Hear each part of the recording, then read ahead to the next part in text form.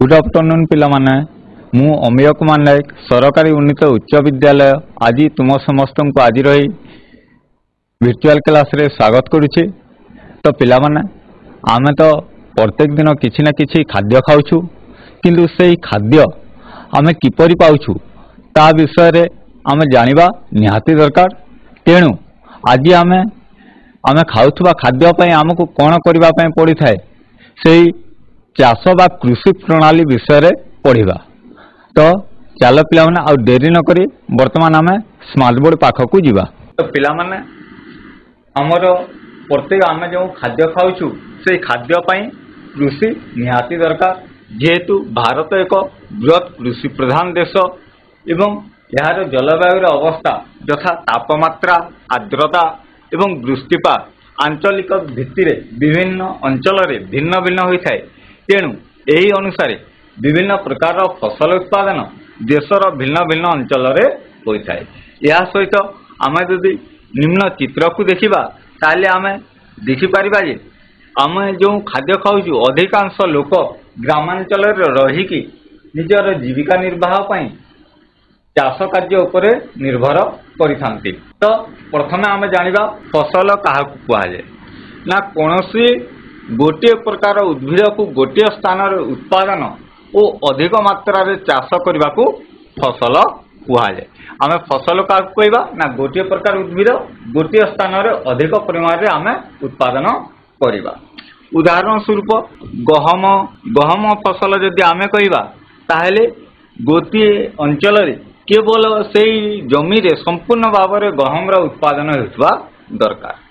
आम जानिछु फसल गुड़ी को विभिन्न प्रकार से विभक्त कराए, जेपरिक खाद्य शस्य, पनीपरिबा एवं फल। यही परि तीन भाग रे खाद्य शस्य गुड़ी को विभक्त कराए। चित्र रे आमे देखि परिबा विभिन्न प्रकार रो खाद्य जहा कि आमे दैनंदिन जीवन रे व्यवहार करूछु।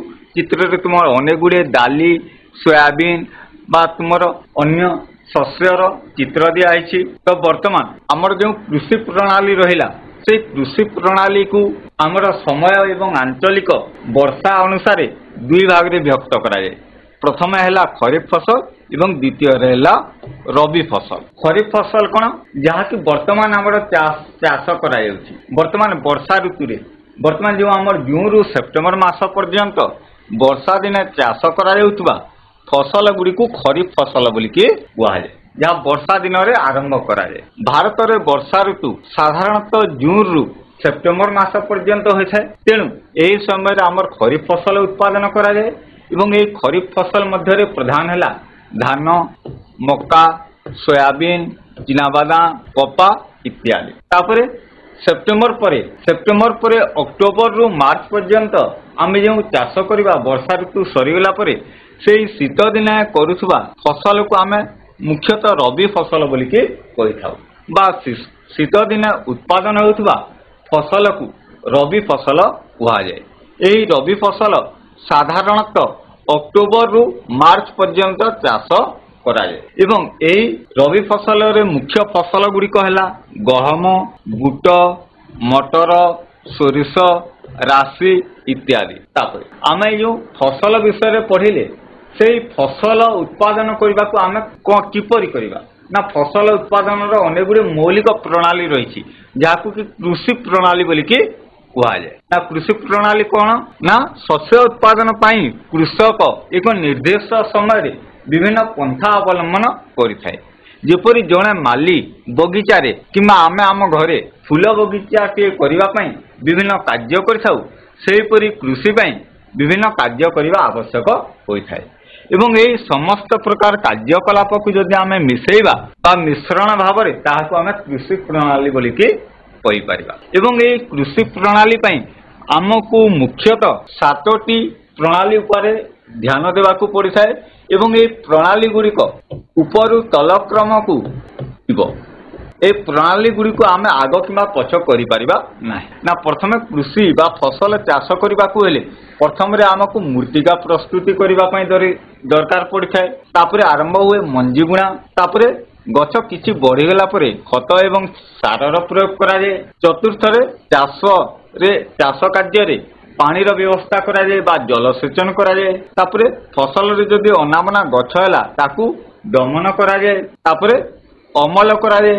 ଅମଳ କରାଗଲା ପରେ ସର୍ବଶେଷରେ ଫସଲକୁ ସଂରକ୍ଷଣ କରିକି ଭଲ ଭାବରେ ଅନେକ ଦିନ ପର୍ଯ୍ୟନ୍ତ ରଖାଯାଏ। ତ ଆମେ ସେଇ ବିଭିନ୍ନ ପ୍ରଣାଳୀ ଗୁଡ଼ିକୁ ଗୋଟିଏ ଗୋଟିଏ ପଢ଼ିବା। ପ୍ରଥମେ ମୃତ୍ତିକା ପ୍ରସ୍ତୁତି। ମୃତ୍ତିକା ପ୍ରସ୍ତୁତି କିପରି କରାଯାଏ ଆମେ ଚିତ୍ରରେ ଦେଖିପାରିବା। ବିଭିନ୍ନ ପ୍ରକାର କୃଷି ଯନ୍ତ୍ରପାତିର ଚିତ୍ର ଦିଆଯାଇଛି, ଯେପରିକି ଆମେ କୋଦାଳ ବା ଆମର କଲ୍ଟିଭେଟର, ଟ୍ରାକ୍ଟର ବା ଆମେ ଯେଉଁ ହଳ ନଙ୍ଗଲ ଯେଉଁ ବ୍ୟବହାର କରୁଛୁ ସେଇ ହଳ ନଙ୍ଗଲକୁ ବ୍ୟବହାର କରିକି ମୃତ୍ତିକା ପ୍ରସ୍ତୁତି କରାଯାଏ। ଶସ୍ୟ ଉତ୍ପାଦନରେ ପ୍ରଥମେ ମୃତ୍ତିକା ପ୍ରସ୍ତୁତି କରାଯାଏ। ମୃତ୍ତିକା ପ୍ରସ୍ତୁତି ହେଲା ଶସ୍ୟ ଉତ୍ପାଦନର ପ୍ରଥମ ସୋପାନ ଏବଂ ଏ ମୃତ୍ତିକା ପ୍ରସ୍ତୁତିର ମୁଖ୍ୟ କାର୍ଯ୍ୟ ହେଲା ମାଟିକୁ ତଳ ଉପର କରି ଏହାକୁ ଫସଫସିଆ ଏବଂ ହାଲୁକା କରିବା। ମୃତ୍ତିକା ପ୍ରସ୍ତୁତି କାହିଁକି ଦରକାର ନା ମାଟିକୁ ଫସଫସିଆ ଏବଂ ହାଲୁକା କରିବା ପାଇଁ ଦରକାର, ଯାହା ଫଳରେ କି ଚେର ମୃତ୍ତିକା ଗଭୀରତା ଭିତରକୁ ସହଜରେ ପ୍ରବେଶ କରିପାରିବ ଏବଂ ଚେର ସହଜରେ ଶ୍ୱାସକ୍ରିୟା ମଧ୍ୟ କରିପାରିବ। ତତ୍ସହିତ ନା କ'ଣ କରିବ ନା ମାଟି ମଧ୍ୟରେ ରହିଥିବା ଜୀବାଣୁ ମାନେ ବା ଆମର ଜିଆ ମାନଙ୍କ ବଞ୍ଚିବା ପାଇଁ ଏହି ମାଟି ଉପଯୋଗୀ ହୋଇଥାଏ। ତାପରେ ଏଇ ଯେଉଁ ଆମର ହାଲୁକା ମାଟି ହେଲା, ମାଟି ହାଲୁକା ହେଲା, ହାଲୁକା ମୃତ୍ତିକାରେ ଜିଆ ଏବଂ ଅଣୁଜୀବ ବୃଦ୍ଧି ହୋଇଥାନ୍ତି। ଯଦି ମାଟି ଟାଣ ରହିବ ତାହେଲେ ଜିଆ ଏବଂ ଅଣୁଜୀବ ମାନଙ୍କର ବୃଦ୍ଧି କମ ହୋଇଥାଏ। ଏହି ଜୀବ ଗୁଡ଼ିକ କୃଷକର ବନ୍ଧୁ ବା ଏହି ଜିଆ ଏବଂ ଅଣୁଜୀବକୁ କୃଷକର ବନ୍ଧୁ ବୋଲିକି କୁହାଯାଏ, କାରଣ ଏମାନେ ମାଟିକୁ ତଳ ଉପର କରି ହାଲୁକା କରିବା ସହିତ କ୍ଷତିର ବା ହ୍ୟୁମସ୍ ବୃଦ୍ଧି କରିଥାନ୍ତି, ଯାହା ଫଳରେ ଜମିରେ ପ୍ରାକୃତିକ ଖତ ବୃଦ୍ଧି ହୋଇ ଗଛର ବୃଦ୍ଧିକୁ ବଢ଼ାଇଥାଏ। ଦ୍ୱିତୀୟରେ ମୃତ୍ତିକାକୁ ତଳ ଉପର କରିବା ଏବଂ ହାଲୁକା କରିବା ପଦ୍ଧତିକୁ ଚାଷ କରିବା ବା ହଳ କରିବା କୁହାଯାଏ। ଯେଉଁ ପ୍ରଣାଳୀରେ ମାଟିକୁ ଉପର ତଳ କରାଯାଏ ବା ହାଲୁକା କରାଯାଏ ତାହାକୁ ଆମର ହଳ କରିବା ବା ଚାଷ କରିବା କୁହାଯାଏ। ଏହାକୁ ଆମେ ଯେଉଁ ପୂର୍ବ ଚିତ୍ରରେ ଆମେ ଯେଉଁ ଦେଖିଲେ ସେଇ କଲ୍ଟିଭେଟର, ଟ୍ରାକ୍ଟର ବା ଆମର ଲଙ୍ଗଳ ସାହାଯ୍ୟରେ ଏହି କାର୍ଯ୍ୟ କରାଯାଏ। ତ ବର୍ତ୍ତମାନ ଆମେ ଆମର ଯେଉଁ ପାରମ୍ପରିକ ଚାଷ ପାଇଁ ଆମେ ବ୍ୟବହାର କରୁଥିବା କୃଷି ଯନ୍ତ୍ରପାତି ଲଙ୍ଗଲର ଆମେ ଚିତ୍ର ଦେଖିବା। ଏହି ଲଙ୍ଗଲ ମୁଖ୍ୟତଃ କାଠରେ ତିଆରି ହୋଇଥାଏ ଏବଂ ଏହାର ସାମ୍ନା ପାର୍ଶ୍ୱରେ ଗୋଟିଏ ଲୁହା ଲାଗିଥାଏ। ଲଙ୍ଗଲର ଉପର ଅଂଶ ଯାହାକୁ ଧରିକି କୃଷକ ହଳ କାର୍ଯ୍ୟ କରେ ତାହାକୁ କଣ୍ଟି ବୋଲିକି କୁହାଯାଏ ଏବଂ ଏହି ଲଙ୍ଗଲ ସହିତ ଗୋଟିଏ କାଠ ଦ୍ୱାରା ଏହା ବଳଦ ମାନଙ୍କ ସହିତ ଯୋଡ଼ାଯାଏ, ଯାହାକୁ କି ଇସ ବୋଲିକି କୁହାଯାଏ। ତ ଏହି ଲଙ୍ଗଲ ହେଲା ବହୁ ପୁରାତନ କାଳରୁ ଆମେମାନେ ଜମି କର୍ଷଣ କରିବା ପାଇଁ, ସାର ବୁଣିବା ଏବଂ ଅନାବନା ଘାସ ଦମନ କରିବା ପାଇଁ ଏହି ଲଙ୍ଗଲ ବ୍ୟବହାର କରାଯାଏ। ତାପରେ ଦ୍ୱିତୀୟରେ ହେଲା କଲ୍ଟିଭେଟର। କଲ୍ଟିଭେଟର ବା ଆମେ ଯାହାକୁ ଟ୍ରାକ୍ଟର ବୋଲିକି କହୁଛୁ। ଆଜିକାଲି ଜମି ହଳ କରିବା ପାଇଁ ଟ୍ରାକ୍ଟର ଦ୍ୱାରା ଟଣା ଯାଉଥିବା ଲଙ୍ଗଲ ବା କଲ୍ଟିଭେଟର ବା ଆମେ ପାୱାର ଟେଲର ବ୍ୟବହାର କରିଛୁ। ଏହା ଦ୍ୱାରା ଅଧିକ କାମ କମ ସମୟରେ ହୋଇପାରିଛି, ତତ୍ସହିତ ମଜୁରୀ ଏବଂ ସମୟ ମଧ୍ୟ କମ ଖର୍ଚ୍ଚ ହେଉଛି। ତୃତୀୟରେ କୋଦାଳ। ଏହି କୋଦାଳ ଦ୍ୱାରା ଆମେ ମାଟିକୁ ହାଣିକି ତଳ ଉପର କରିକି ହାଲୁକା କରିବା ସହିତ ଅନାବନା ଗଛ ସଫା କରିଥାଉ। ତାପରେ ଦ୍ୱିତୀୟ ଆରମ୍ଭ ହେଲା ମଞ୍ଜି ବୁଣା। ନା ମାଟି ହାଲୁକା ହୋଇସାରିଲା ପରେ ମାଟି ଉପରେ ମଞ୍ଜି ବୁଣାଯାଏ। ତ ଚିତ୍ରରେ ଆମେ ଦେଖିପାରିବା ମାଟିରେ ଆମେ ବିଭିନ୍ନ ପ୍ରକାର ଶସ୍ୟ, ଯେଉଁ ଶସ୍ୟ ଆମେ ରୋପଣ କରିବା ବା ବୁଣିବା ସେହି ଶସ୍ୟ ମାଟିରେ ବୃଦ୍ଧି ଲାଭ କରିଥାଏ। ତ ମଞ୍ଜି ବୁଣା କିପରି କରାଯାଏ ନା ଫସଲ ଉତ୍ପାଦନରେ ମଞ୍ଜି ବୁଣା ହେଲା ସବୁଠାରୁ ବେଶୀ ଗୁରୁତ୍ୱପୂର୍ଣ୍ଣ। ଯେଉଁ ଆମେ ମଞ୍ଜି ବ୍ୟବହାର କରିବା ତାହା ଯଦି ଭଲ ମାନର ହୋଇନଥିବ ବା ରୋଗାକ୍ରାନ୍ତ ବା ଖରାପ ମଞ୍ଜି ହୋଇଥିବ ତାହେଲେ ଜମିରେ ଫସଲ ଠିକ ଭାବରେ ଶସ୍ୟ ଉତ୍ପାଦିତ ହେବ ନାହିଁ। ତେଣୁ ଏହା ହେଉଛି ସବୁଠାରୁ ବେଶୀ ଗୁରୁତ୍ୱପୂର୍ଣ୍ଣ। ମଞ୍ଜି ବୁଣିବା ପୂର୍ବରୁ ଆମେମାନେ ଧ୍ୟାନ ଦେବା ଉଚିତ ଯେ ଆମେ ଯେଉଁ ବିହନ ବ୍ୟବହାର କରୁଛୁ ତାହା ଉନ୍ନତ ମାନର ବିହନ ହେବା ଦରକାର ଏବଂ ହୃଷ୍ଟପୃଷ୍ଟ ହେବା ଦରକାର। ଉନ୍ନତ ମାନର ବିହନ ଅଧିକ ଅମଳକ୍ଷମ, ପରିଷ୍କାର, ସୁସ୍ଥ ଏବଂ ଭଲ କିସମର ହୋଇଥିବା ଦରକାର। ଏଥିପାଇଁ କୃଷକମାନେ ବର୍ତ୍ତମାନ ଅଧିକ ଅମଳକ୍ଷମ ବିହନର ବ୍ୟବହାର କରିଥାନ୍ତି ଏବଂ ଏହି ମଞ୍ଜିକୁ ଆମେ ଘରେ ମଧ୍ୟ ସାଇତି ରଖିଥାଉ, କିନ୍ତୁ ତାକୁ ଯଦି ଆମେ ଠିକ ଭାବରେ ନ ରଖିବା ତାହେଲେ ଏହି ମଞ୍ଜି ଗୁଡ଼ିକ ନଷ୍ଟ ହୋଇଯାଏ। ତେଣୁ ବର୍ତ୍ତମାନ सरकार आम मानू कम दाम रे विभिन्न प्रकार मंजी जोगाई देउछन्ति। आमे मंजी बुणिबा पई मुख्यतः पारंपरिक हिसाब से जदि देखिबा ताले आग कालू वर्तमान पर्यंत बेसी परिमाण रे मंजी बुणिबा पई लोक माने निजर हाथ द्वारा बुणिबा कार्य करथान। किंतु वर्तमान मंजी बुणा ड्रिलिंग यंत्र मध्य बाहरिलानी जहाँकि ट्रैक्टर रे खंजा जाए एवं एही ड्रिलिंग यंत्र साहाय्य रे मंजी बुणा कार्य होई पारिछि। एही यंत्र द्वारा मंजी गुड़िक समान भाव रे ठीक दूरतारे एवं समान गभीरता रे पड़ी थाए। मंजी गुड़िक उपरे माटी घोड़ाई हो जाए एवं पक्षी बा कीट माने एहाकू सहजरे खाई पारंती नाही। एथिरे समय एवं मजूरी कम खर्च हुए। या सहित आउ गोटे प्रणाली रहुछि चाष कार्य रे जाकू कि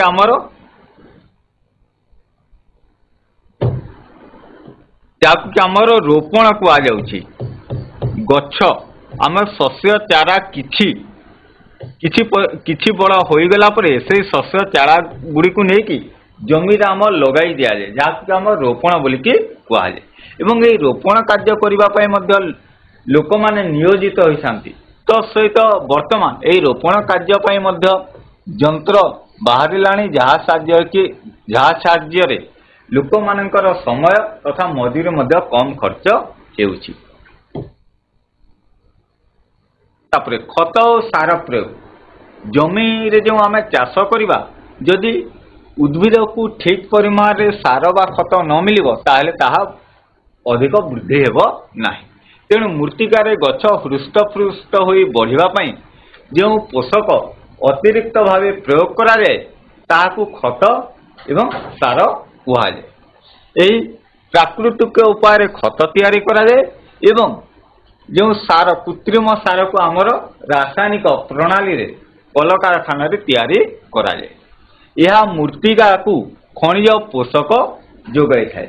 यही खनिज पोषक गुड़िक उद्भिदर वृद्धि पाई एकांत आवश्यक। केतेक स्थान रे कृषक गोटे जमी रे शस्य पर शस्य उतारी थाए। जमी को केबे हेले पड़िबा को रहिबा को दिए नाही। जदि जमी पड़िया न रहिबो ताले जमी रे रहितिबा खत बा सार फसल ग्रहण करिकि धीरे धीरे ताहा शेष होई जाए। तेणु जमी रे आमको खत बा सार देवा दरकार पड़ी थाए। तापरे वर्तमान आमे देखिबा जे आमे दी प्रकार जो सार पढ़ेले आम रासायनिक सार एवं खत पढ़िले ता भितर पार्थक्य कौन रही। प्रथम रासायनिक सार है एक अजैविक लवण जहाँकि कल कारखाना रे प्रस्तुत करा जाए। किंतु खत है एक प्राकृतिक पदार्थ जहाँकि पशु पक्षी बा मनुष्यर वर्ज्य वस्तु पशु पक्षी मानकर गोबर मूत्र बा उद्भिद अवशेषर विघटन मिली थाए। तृतीय रासायनिक सार मूर्तिका को कौन ह्यूमस दिए नहीं किंतु खत मूर्तिकार प्रचुर परिमाण ह्यूमस जोगाई थाए। रासायनिक सार को आम जमी रे तैयारी करि परिबा नहीं कल कारखाना रे तैयारी करिबा किंतु खत जमी रे मध्य तैयारी होई थाए। रासायनिक सार उद्भिद पोषक जेपरिक जक्षारजान फॉस्फरस पोटासियम आदि पोषक रे परिपूर्ण होई थाए। किंतु खतरे उद्भिद पोषक कम परिमाण रे थाए। एवं जो रासायनिक सार रहिला ताको आमे विभिन्न नाम रे बाजार रु किणुछु जेपरिक urea Gromor super calcium DAP इत्यादि। एवं रासायनिक एवं खत मध्य गोटे मुख्य पार्थक्य है रासायनिक सार उद्भिद को शीघ्र बढ़ाई थाए किंतु मूर्तिकार क्षति करुवा बेले खत मूर्तिकार आदौ क्षति करे नाही। तापरे उद्भिद बढ़ीगला परे उद्भिद रे पानी रो व्यवस्था बा जलसेचन कार्य करा जाए। कारण जल बिना मनुष्य प्राणी बा उद्भिद केही मध्य बंची रही पारिबे नाही। एवं चाष कार्य पई उद्भिद को तार दरकार अनुसार पानी जोगाई देवा प्रक्रिया को जलसेचन बोलिकी कहा जाए। बंचिबा पई प्रत्येक जीव जल आवश्यक करे। फूल फल एवं मंजीर समुचित वृद्धि ଓ ବିକାଶ ପାଇଁ ଜଳ ଆବଶ୍ୟକ। ଚେର ଦ୍ୱାରା ଜଳ ଅବଶୋଷିତ ହୁଏ। ଜଳ ସହିତ ଖଣିଜ ଲବଣ, ରାସାୟନିକ ସାର ମଧ୍ୟ ଅବଶୋଷିତ ହୁଏ ଏବଂ ଆମେ ଉଦ୍ଭିଦ ଦେହରେ ଶତକଡ଼ା 90% ଜଳ ରହିଛି। ଏବଂ ଏହି ଜଳସେଚନ ହେଲା ନିର୍ଦ୍ଦିଷ୍ଟ ସମୟ ବ୍ୟବଧାନରେ ଫସଲକୁ ଆବଶ୍ୟକୀୟ ପରିମାଣର ଜଳ ଯୋଗାଇ ଦେବାକୁ ଜଳସେଚନ ବୋଲିକି କୁହାଯାଏ। ଫସଲ ମୃତ୍ତିକା ଓ ଋତୁ ଅନୁଯାୟୀ ଜଳସେଚନର ସମୟ ଏବଂ ମାତ୍ରା ପରିବର୍ତ୍ତିତ ହୁଏ। ଯେପରିକି ବର୍ଷା ଋତୁରେ ଯଦି ଆମେ ଚାଷ କରିବା ତାହେଲେ କମ ପରିମାଣରେ ଜଳସେଚନ ଦରକାର ହୋଇଥାଏ, କିନ୍ତୁ ଅନ୍ୟ ଯଦି ଆମେ ଅକ୍ଟୋବର ପରେ ଚାଷ କରିବା ତାହେଲେ ବର୍ଷାର ପରିମାଣ କମିଯାଏ ବା ନଥାଏ। ତେଣୁ ସେହି ସମୟରେ ଉଦ୍ଭିଦକୁ ଅଧିକ ପରିମାଣରେ ଜଳସେଚନର ଆବଶ୍ୟକତା ପଡ଼ିଥାଏ। ତାପରେ ଆମେ ଜଳସେଚନ କିପରି କରିବା? ଜଳସେଚନ ପାଇଁ ମୁଖ୍ୟତଃ ଆମକୁ ଜଳ ଦରକାର ଏବଂ ଏହି ଜଳ ପାଇଁ ଆମେ ବିଭିନ୍ନ ଉତ୍ସ ଉପରେ ନିର୍ଭର କରିଥାଉ, ଯେପରିକି କୂପ, ନଳକୂପ, ପୋଖରୀ, ହ୍ରଦ, ନଦୀ, ଜଳଭଣ୍ଡାର, କେନାଲ। ଏବଂ ଏହି ସ୍ଥାନମାନଙ୍କରୁ ଆମେ ବିଭିନ୍ନ ପଦ୍ଧତି ଦ୍ୱାରା ଆମେ ଜଳସେଚନ କରିଥାଉ ଏବଂ ଏହି ପଦ୍ଧତି ଗୁଡ଼ିକୁ ମୁଖ୍ୟତଃ ଦୁଇ ଭାଗରେ ବିଭକ୍ତ କରାଯାଏ।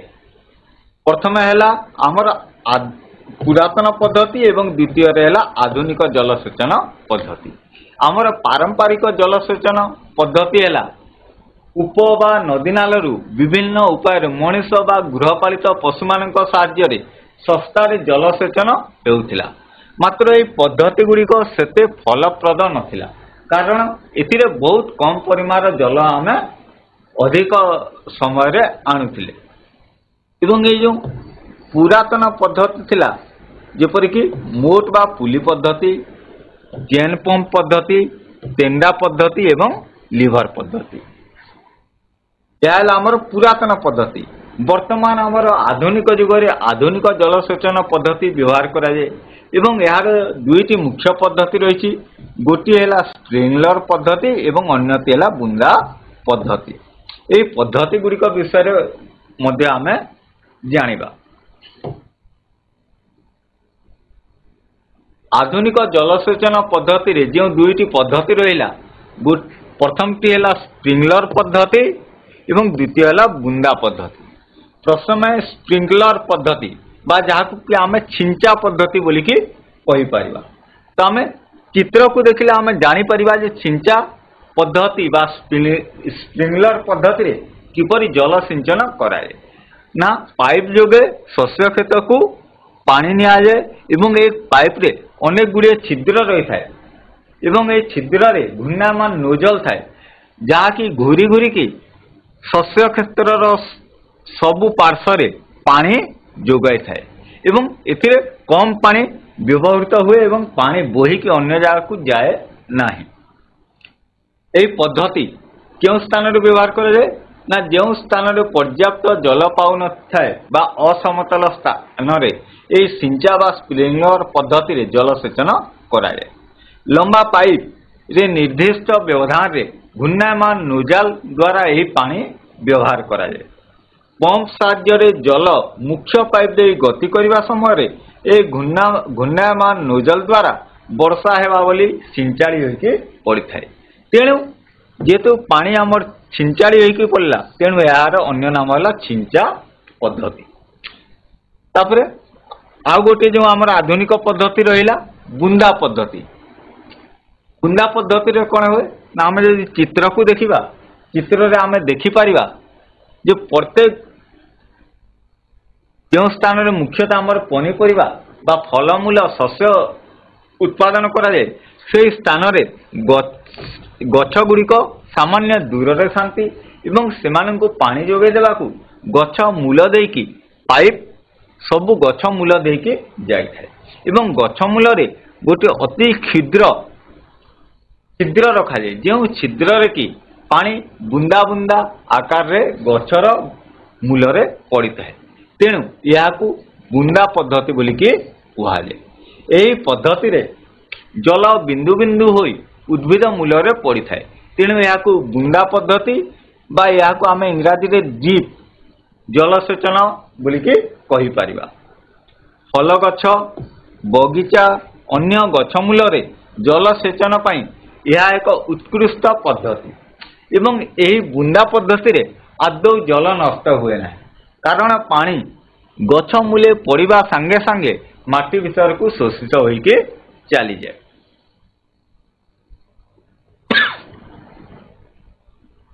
ତାପରେ ଜଳସେଚନ ପରେ ତୃତୀୟରେ ଆସିଲା ଟୁଣକ ଦମନ। ତ ଚିତ୍ରରେ ଆମେ ଦେଖିପାରିବା ନା ଫସଲ ମଧ୍ୟରେ ଅନେକ ସମୟରେ ଅନାବନା ବା ଖରାପ ଗଛ ଗୁଡ଼ିକ ହୋଇଥାନ୍ତି।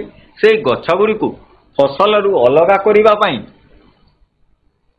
ଲୋକମାନଙ୍କ ସାହାଯ୍ୟରେ ଘାସ ବଛାଯାଏ ବା ରାସାୟନିକ ଔଷଧ ବା ଟୁଣକ ମାରି ସିଞ୍ଚନ କରିକି ଗଛ ଗୁଡ଼ିକୁ ଫସଲକୁ ଅଧିକ ଉତ୍ପାଦନକ୍ଷମ କରାଯାଏ। ତ ଏହି ଟୁଣକ ଦମନ କ'ଣ ନା ଜମିରେ ଫସଲ ସହିତ ଅନ୍ୟ କେତେକ ଅନାବଶ୍ୟକ ଉଦ୍ଭିଦ ଆପେ ଆପେ ବଢ଼ିଥାନ୍ତି। ଏହି ଅନାବନା ଗଛ ଗୁଡ଼ିକୁ ଟୁଣକ କୁହାଯାଏ।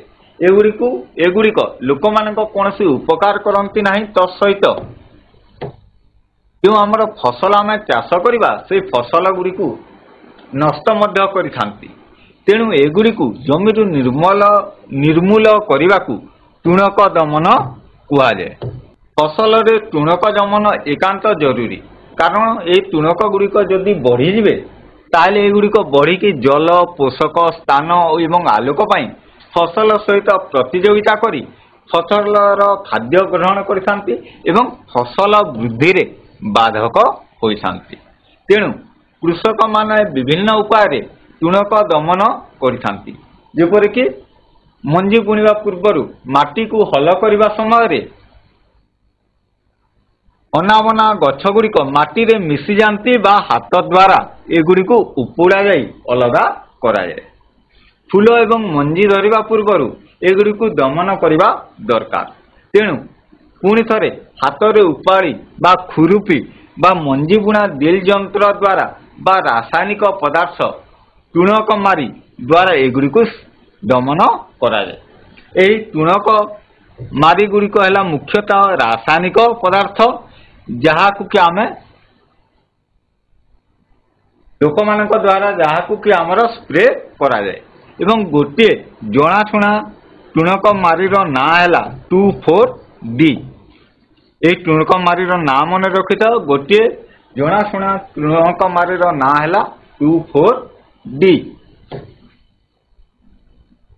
ତାପରେ ଯେତେବେଳେ ଟୁଣକ ଗୁଡ଼ିକ ମରିଯାଆନ୍ତି, କିଛି ଦିନ ପରେ ଗଛ ବଢ଼ିଲା ପରେ ଫସଲ ଅମଳ କାର୍ଯ୍ୟ ଆରମ୍ଭ ହୋଇଥାଏ।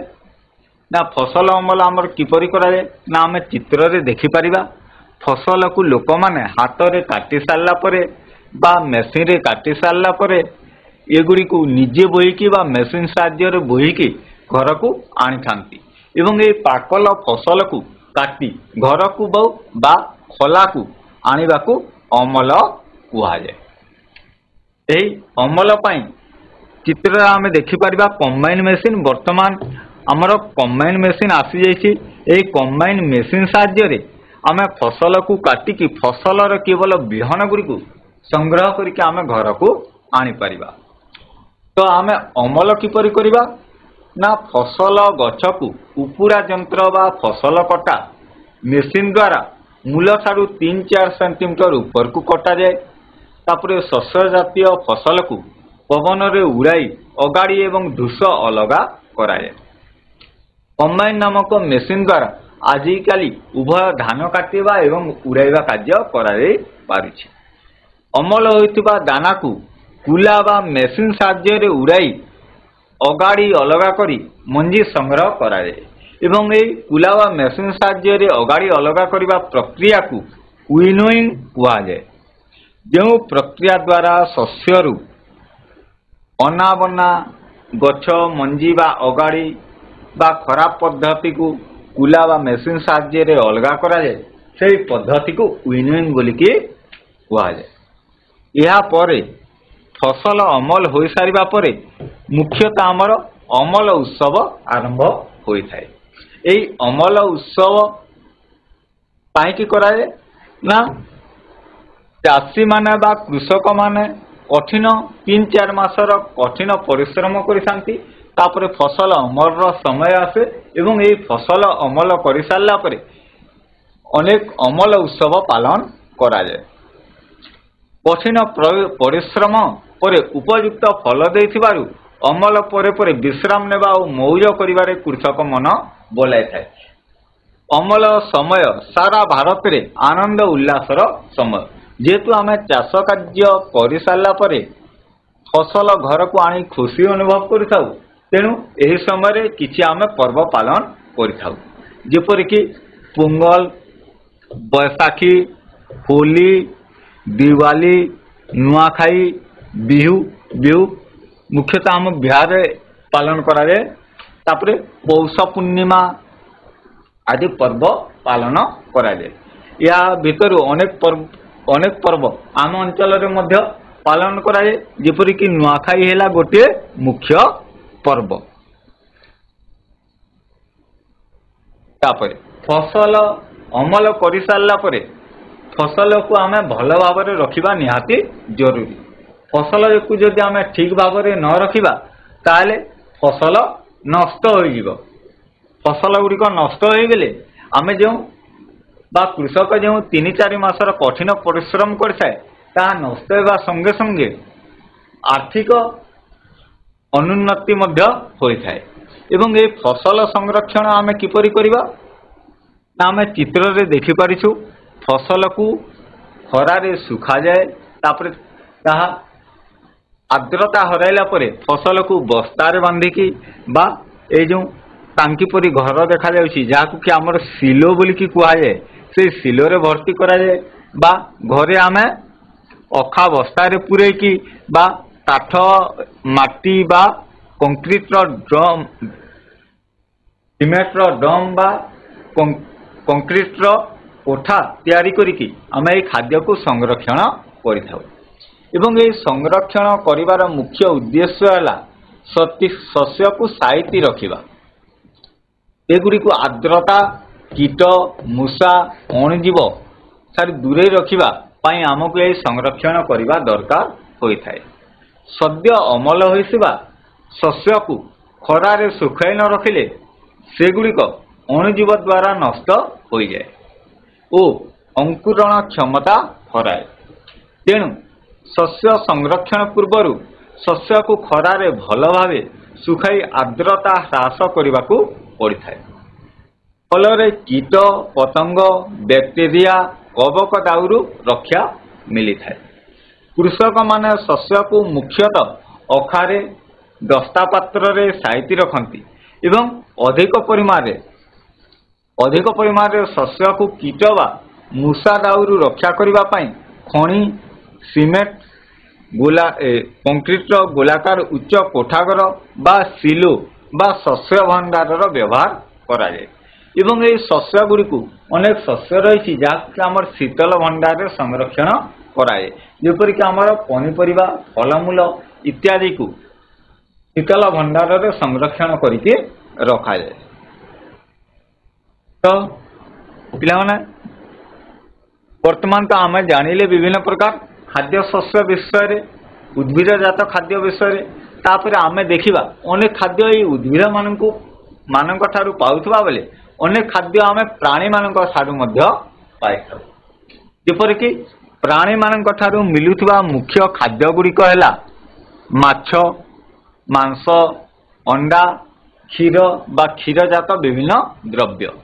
ତ ଏଥିପାଇଁ ଆମକୁ ଘରେ କିମ୍ବା ଫାର୍ମରେ ପଶୁମାନଙ୍କୁ ଉପଯୁକ୍ତ ଖାଦ୍ୟ ଓ ରହିବା ସ୍ଥାନ ଯୋଗାଇ ସେମାନଙ୍କର ଯତ୍ନ ନିଆଯାଏ ଏବଂ ପଶୁପାଳନ କରାଯାଏ। ନିଜ ଘରେ ଫାର୍ମରେ ପଶୁଗୁଡ଼ିକୁ ଉପଯୁକ୍ତ ଖାଦ୍ୟ ଦେଇ ରଖିବାକୁ ପଶୁପାଳନ କୁହାଯାଏ। ଏବଂ ଏହି ପଶୁମାନଙ୍କ ଠାରୁ ଆମେ କ୍ଷୀର, ଅଣ୍ଡା, ମାଛ, ମାଂସ ଆଦି ପାଇପାରିବା। ଅଣ୍ଡା ପାଇଁ ଆମେ ବିଭିନ୍ନ ପକ୍ଷୀମାନଙ୍କ ଉପରେ ନିର୍ଭର କରିଥାଉ। ମାଂସ ପାଇଁ ବିଭିନ୍ନ ପଶୁ ଯେପରିକି ଛେଳି ଇତ୍ୟାଦି। ତାପରେ ମାଛ ପାଇଁ ଆମେ ପୋଖରୀରେ ମାଛ ଚାଷ ମଧ୍ୟ କରିପାରିବା। ତ ଏହି ଖାଦ୍ୟ ଗୁଡ଼ିକ ମୁଖ୍ୟତଃ ପ୍ରାଣୀଜ ଖାଦ୍ୟ। ଏଗୁଡ଼ିକୁ ଏହି କ୍ଷୀର, ଅଣ୍ଡା, ମାଛ, ମାଂସ ଇତ୍ୟାଦି ଆମେ प्राणी मानक ठारू पाई थाउ। तो पिला माने वर्तमान तो आम जानिले विभिन्न प्रकार फसल एवं किपरि खाद्य उत्पादन करा जाए। तो वर्तमान आम जहाँ पढ़ेले ता विषय किछि प्रश्न दिया होइछि जाकु वर्तमान आम अभ्यास करिबा। प्रथम रे दिया होइछि जो बंधनी मध्य उपयुक्त उत्तरवाची शून्य स्थान पूरण कर। बंधनी मध्य उत्तर गुड़िक लिखा जाइछि पांचटी बंधनी पाई 6टी उत्तर लिखा जाइछि। तो आम देखिबा केउथिरे कोन लागि लगा जाय परिबो। क रहला कोनोसी एक प्रकार फसल बा उद्भिद बहु परिमाण रे चाष करिबाकू देश कुआ जाय। फसल फसल फसल फसल हाँ वेरी गुड फसल कुआ जाय। फसल उत्पादन पूर्व मूर्तिका देश प्रथम पदक्षेप अच्छे प्रस्तुति प्रस्तुति प्रस्तुति वेरी गुड प्रस्तुति मूर्तिका प्रस्तुति है प्रथम पदक्षेप। गरे है नष्ट होइथिबा मंजी गुड़िक पानी उपरे देश को लगे। खराब मंजी को जब आम पानी रे पकेबा ताले कोन हेबो। हाँ वेरी गुड पानी गुड़िक पानी उपरे भासीबाकू लागि थाए। घ फसल उत्पादन पाई प्रचुर सूर्यालेख एवं देश मूर्तिकास्थ देश आवश्यक। सूर्यालेख सहित कौन दरकार जल सह पोषक दरकार ना जल आम मूर्तिका पाइबा एवं मूर्तिका मध्य पोषक मध्य रहिबो। तापरे द्वितीय नंबर क स्तंभ ख स्तंभ दिया आइछि। क स्तंभ रे अछि खरीफ फसल रबी फसल रासायनिक सार एवं जैविक सार। ख स्तंभ रे एही फसल बा सार को निर्देश करिकी तार उदाहरण दिया आइछि। ताहाकू आमे वर्तमान मिलन करिबा। प्रथम आमे देखिबा खरीफ फसल। खरीफ फसल कोउटा धान मका। वेरी गुड धान एवं मका है खरीफ फसल एगुड़ी को वर्षा ऋतु रे चाष करा जाए। द्वितीय रहला रबी फसल जहाँ वर्षा ऋतु पर आम चाष कर गहम बूट और मटर। वेरी गुड द्वितीय टी है रबी फसल है गहम बूट एवं मटर। तृतीय रहला रासायनिक सार केउ गुड़िक रासायनिक सार यूरिया और सुपर फॉस्फेट यूरिया एवं सुपर फॉस्फेट रासायनिक सार जहाँकि कल कारखाना प्रस्तुत करा जाए। एवं चतुर्थ रहला जैविक सार। जैविक सार है प्राणी मल मूत्र एवं उद्भिद अवशेष। Very good. तापरे तृतीय रे गोटे बा दुईटी वाक्य रे उत्तर देव। प्रथम आमे देखिबा सबुज सार काहाकू कुआ जाए। तो वर्तमान तो समय जाइछि तेणु मु केवल उत्तर गुड़ी को कह जाऊँगी। सबुज उद्भिद पची सड़ी जो सार प्रस्तुत हुए ताकू सबुज सार बोलिकी कुआ जाए। कंबाइन मेसीन कार्य कौन ना कंबाइन मेसीन द्वारा धान काटिबा एवं उड़ाइबा उभय कार्य करा जाए। अमल पर मंजी को पवन रे उड़ा जाए कहीं ना अमल पर मंजी को पवन रे उड़ाइले एथिरे थिबा अगाड़ी बा धूस अलगा हुए एवं सुस्थ मंजी संग्रह करा जाए। उत्तम मंजी बाछिबा किपरि ना मंजी को आमे पानी रे भसाई देले जो मंजी गुड़िक पानी रे भासिबो से गुड़िक खराब मंजी एवं जो गुड़िक पानी रे बुड़ी जीवो से गुड़िक हला भल मंजी। तापरे बुंदा जल सेचन काहाकू कुआ जाए ना बुंदा जल सेचन पद्धति रे जल बिंदु बुंदा बुंदा होइकी फसल रे पड़ी थाए एवं एथिरे जल आदौ नष्ट हुए नाही तेणु याकू बुंदा जल सेचन पद्धति कुआ जाए। तो वर्तमान तो पिला माने अभ्यास कार्य सैला। वर्तमान तुम पई प्रकल्प कार्य दियाइछि। आमे नुआ नुआ कृषि यंत्रपातिर छवि संग्रह करिबा खाद्य शस्यर छवि संग्रह करी तार नाम एवं तार कार्य लिखिकी ताकू आमे विज्ञान खातारे बा कोनोसी एक फाइल संग्रह करिके रखिबा। तो आज पई एतिके धन्यवाद।